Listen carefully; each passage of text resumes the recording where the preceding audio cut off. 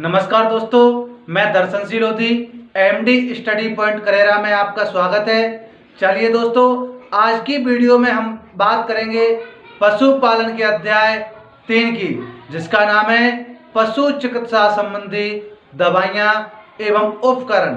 ठीक है दोस्तों, चलिए तो पहला क्वेश्चन हमारे सामने क्या बनता है दोस्तों।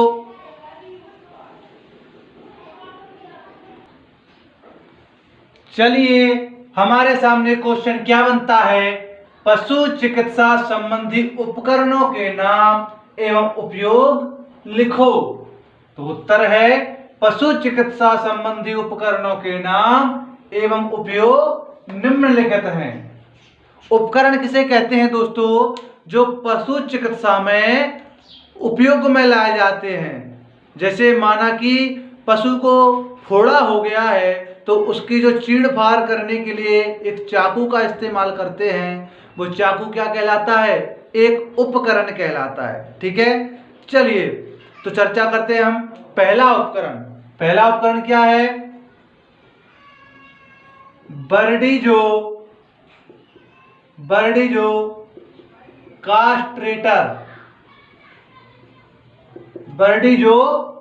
कास्ट्रेटर।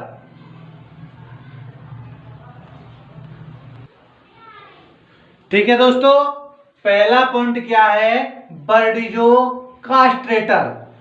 तो बर्डीजो कास्ट्रेटर किसे कहते हैं, हम लिखते हैं इस उपकरण का उपयोग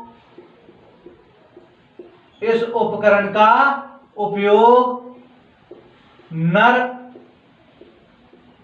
पशुओं को बधिया करने के लिए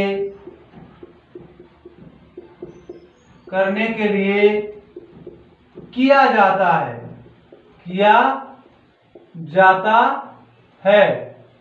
इस उपकरण का उपयोग नर पशुओं को बधिया करने के लिए किया जाता है। दोस्तों, बधिया क्या होता है, मैं बता दूं कि ये उपकरण होता कैसा है। सबसे पहले हम जान लेते हैं कि ये उपकरण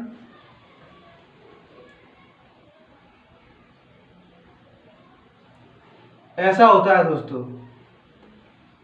यहाँ पे एक कील लगी होती है, यहाँ पे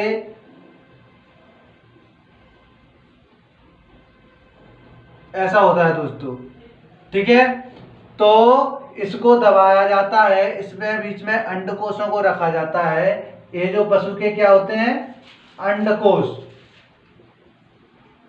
ये जो पशु के अंडकोश होते हैं, ठीक है, अंडकोश, इनको इसके बीच में रखकर और इसे हैंडल को पकड़ के दबा दिया जाता है, जिससे पशु की जो सीमन वाली नस होती है, कौन सी नस, सीमन वाली, यानी कि हिंदी में इसको वीर्य कहते हैं। वीर्य वाली नस होती है वो निष्क्रिय हो जाती है, यानी कि उससे वीर्य का आना बंद हो जाता है।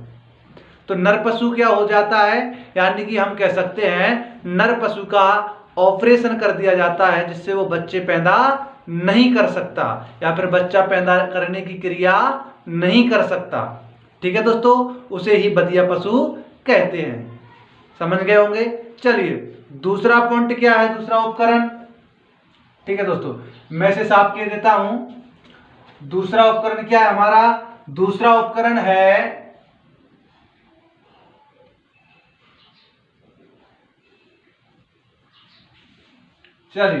दूसरा उपकरण क्या है, एब्सिस नाइफ। क्या है, एब्सिस नाइफ।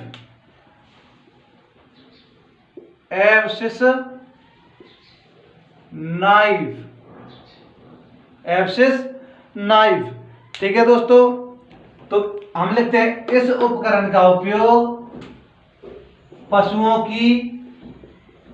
की चीड़ फाड़ करने के लिए किया जाता है। चीड़ फाड़ करने के लिए किया जाता है। इस उपकरण का उपयोग पशुओं की चीड़ फाड़ करने के लिए किया जाता है। और इसका दूसरा नाम क्या है? घोड़ा चाकू। ठीक है दोस्तों, तो जैसे पशु को फोड़ा फुंसी हो जाती है, पशु का ऑपरेशन करना पड़ता है, तो उस समय पशु की चीड़ फाड़ करने के लिए किया जाता है। इसका दूसरा नाम घोड़ा चाकू भी है। ठीक है, चलिए तीसरा उपकरण कौन सा है? तीसरा उपकरण है डोकिंग मशीन। डोकिंग मशीन क्या है? डोकिंग मशीन। तो हम लिखते हैं इस उपकरण का उपयोग पशुओं की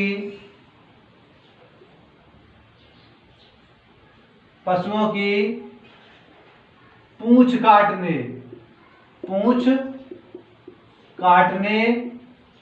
के लिए किया जाता है। इस उपकरण का उपयोग पशुओं की पूंछ काटने के लिए किया जाता है। इसका दूसरा नाम क्या है? Tail cutter. इसको दूसरा नाम टेल कटर या पूंछ काटने वाला यंत्र कहते हैं। पूंछ काटने वाला यंत्र भी कहते हैं।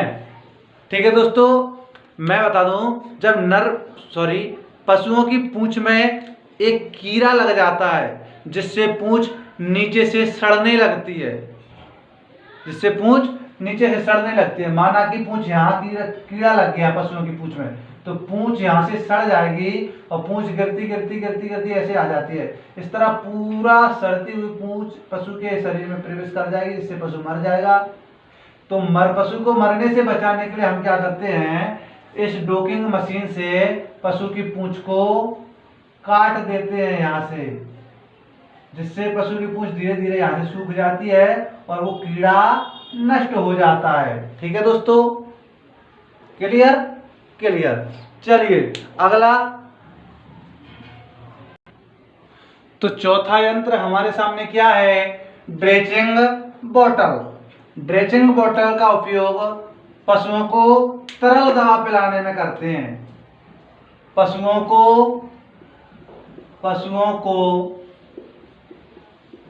तरल दवा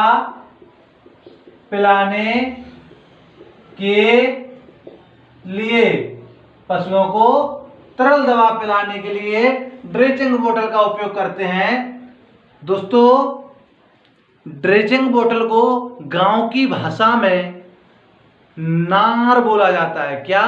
नार। यह बांस की या लोहे की या प्लास्टिक के पाइप की बनी होती है। मैं इसका चित्र बना देता हूं दोस्तों। चलिए,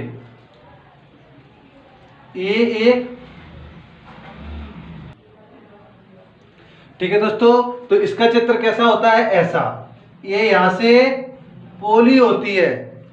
कैसी होती है? पोली होती है। यहां से पोली होती है और इधर से ये पूर्णतः बंद होती है। ठीक है, इसका शेप गोल होता है। इसमें तरल दवा भर दी जाती है। तरल का मतलब बहने वाली, जो पानी की तरह बहती हो। ठीक है दोस्तों, या तेल पिलाने के लिए, घी पिलाने के लिए, या फिर पतली दवा पिलाने के लिए, तो इसका उपयोग करते हैं। इसमें इस रास्ते से दवा भर ली जाती है और पशु के मुंह में डाल के ऊपर उठा दी जाती है, जिससे पशु दवा पी लेता है। ठीक है वो दोस्तों, इसको गांव की भाषा में नार कहते हैं। क्या कहते हैं? नार। ठीक है, समझ में आ गया? हम और लिख सकते हैं, यह है लोहे तथा बांस की बनाई जाती है। बांस की बनाई जाती है। यह लोहे तथा बांस की बनाई जाती है। ठीक है दोस्तों। अगला उपकरण क्या है दोस्तों? कैंची। तो सब जानते हैं कैंची का उपयोग पशु की खाल व बाल काटने के लिए, पशु के खाल व बाल काटने के लिए उपयोग में लाई जाती है। ठीक है, सब जानते हैं कैंची कैसी होती है। ठीक है, छठवां है, क्या है छठवां? थर्मामीटर। ठीक है दोस्तों, तो थर्मामीटर का उपयोग पशुओं के शरीर का ताप ज्ञात करने के लिए, क्या? पशु का ताप ज्ञात करने के लिए, पशु का ताप ज्ञात करने के लिए कि पशु के शरीर का कितना टेम्परेचर है, पशु को बुखार तो नहीं है। ठीक है दोस्तों, ये सब ज्ञात करने के लिए थर्मामीटर का उपयोग किया जाता है। ठीक, सातवां क्या है? पिचकारी। तो इसका उपयोग इंजेक्शन लगाने के लिए किया जाता है। पशु को इंजेक्शन लगाने के लिए पिचकारी का उपयोग किया जाता है। ठीक है दोस्तों, चलिए, ये जो प्रोब है दोस्तों, इस प्रोब का उपयोग किया जाता है घाव की गहराई मापने में, घाव की गहराई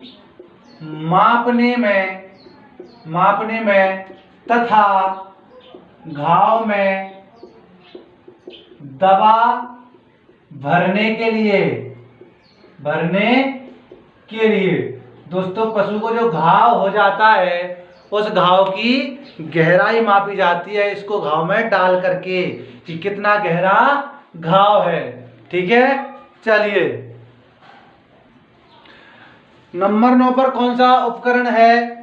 नंबर 9 पर लिखते हैं हम स्पेचुला। क्या? स्पेचुला। ठीक है, स्पेचुला।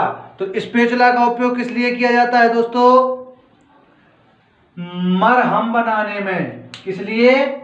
मरहम बनाने में बा घाव पर लगाने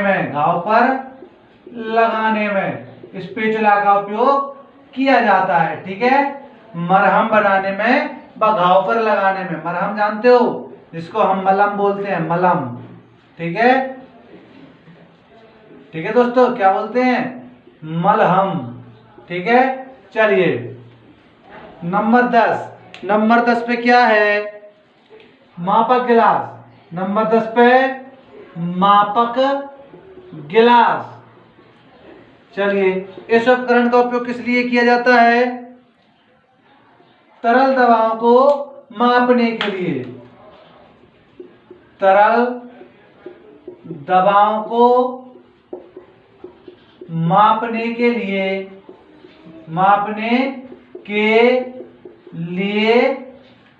इसका उपयोग किया जाता है। उपयोग किया जाता है। दोस्तों, गिलास तो सब बना लेते होंगे। ठीक है, गिलास ऐसा, इस पे नंबर अंकित होते हैं 1 2 3 4 5। तो हमें जितनी दवा चाहिए होती है नंबरों के हिसाब से उसको माप लेते हैं और पशु को दे दी जाती है। ठीक है, चलिए।